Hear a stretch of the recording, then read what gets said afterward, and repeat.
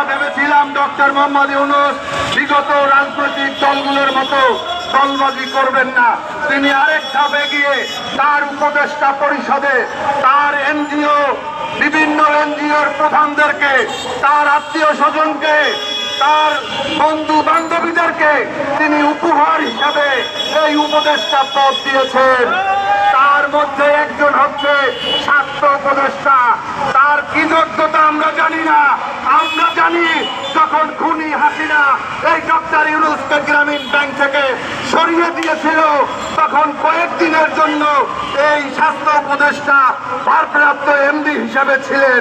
তার সাথে অন্য কোনো সম্পর্ক আছে কিনা আমরা জানি না, কিন্তু আজকে তাকে কেন উপদেষ্টা পরিষদে স্থান দিতে হবে?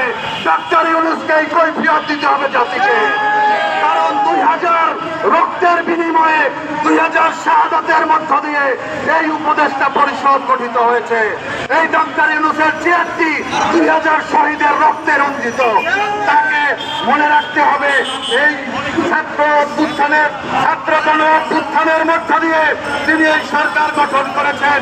একটি নিরপেক্ষ একটি সরকার, যার মধ্য দিয়ে একটি নিরপেক্ষ নির্বাচন হবে।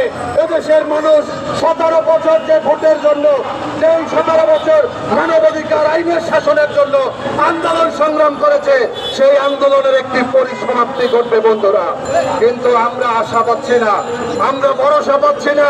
আমরা দেখেছি এখনো সেই খুনি হাসিনা যেমন দেশ চালিয়েছে তেমনই বাংলাদেশ চলছে।